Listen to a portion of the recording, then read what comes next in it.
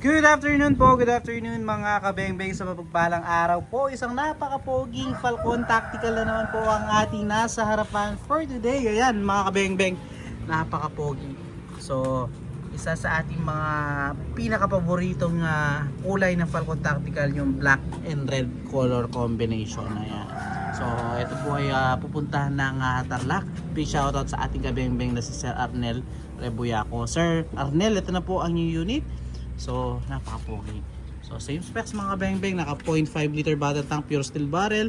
Then, regulated po 1,800 PSI output, 3,000 PSI maximum input. Nakabalot na po yung kanyang tangke. At napakatahimik na silencer. Naka BSC black powder 4x16x44.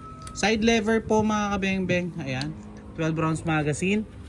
And also, folding buttstock, adjustable buttstock, then adjustable hammer spring for easy tuning po. Ayan. So yun po yung inyong serial number sir, FC121 na red and black color combination. Safety po niya ito po and decacker. So sir, ito subukan natin, no. Syempre hindi po matatapos yung ating video na hindi nating itinitest yan. So test po natin sa 37 meters mga kabeng-beng itong unit ni Sir Arnel ng Tarlac. So sir, ito subukan na po natin, no. So lagay natin yung magazine. So ito po yung ating magazine mga kabeng-beng. Gamit natin pellets, meter pellets po, undersized and sorted straight from the box ng bala. So ito sir, subukan natin. 37 meters po. Zoom first shot po tayo. Okay. 37 meters mga kabeng-beng, first shot. First shot tayo. Second shot po. Third shot.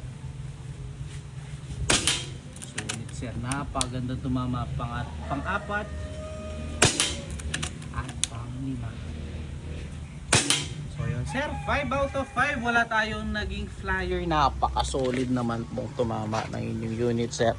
So di na natin kailangan pang ubusin yung magazine. Nakita nyo naman sir, 5 shots. Talagang pellet to pellet po. Ating pupuntahan yung ating steel plate sir para makita ninyo kung gaano lang po kaliit yung ating naging groupings ng inyong unit syempre. So sir, ito po. Tignan natin. Solid sir, 37 meters. Napakaliit ng grouping sir. Ayun pa lang po yung ating unit doon na yan. So salamat mga beng-beng again. Peace out po.